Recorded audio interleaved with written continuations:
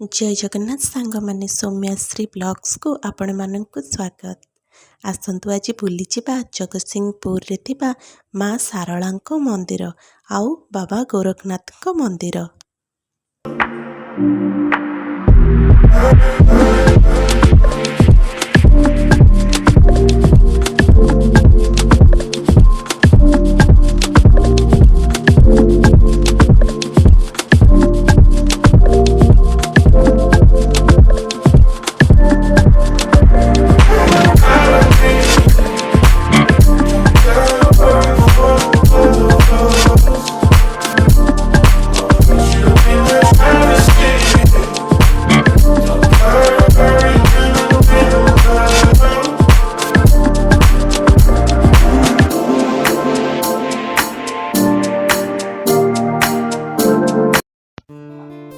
सांग मैंने एबे आसिक आमे पहुँचीगलु माँ सारला मंदिर रे।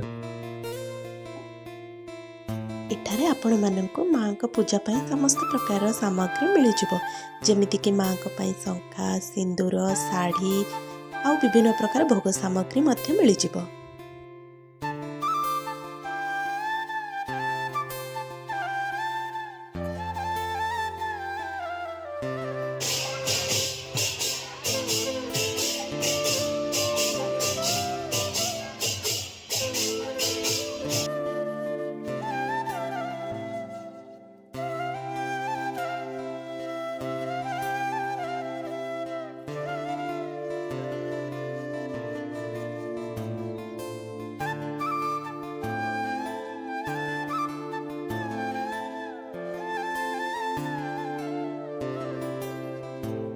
एठी आमे माँ को दर्शन सारी बाहरी गलु बापा गोरखनाथ पीठ को।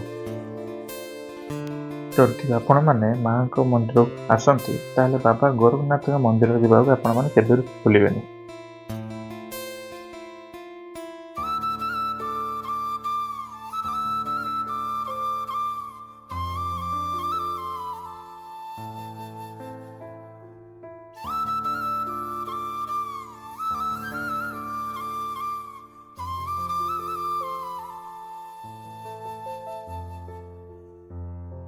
एबे आमे आसी पहुंची जाइछु बाबा गोरखनाथ मंदिर रे।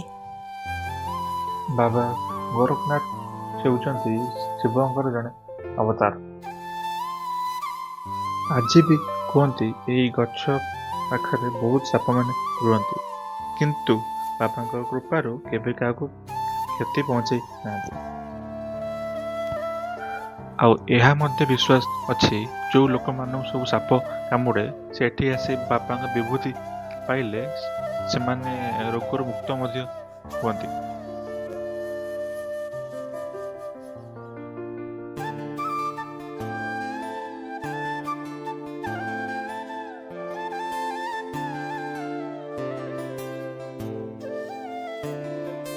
एबे मे 1 रु मे 7 जाए बाबा पाखे यज्ञ चालू अच्छी। आपण माने जातु आ बाबा आशीर्वाद नहीं आसतु।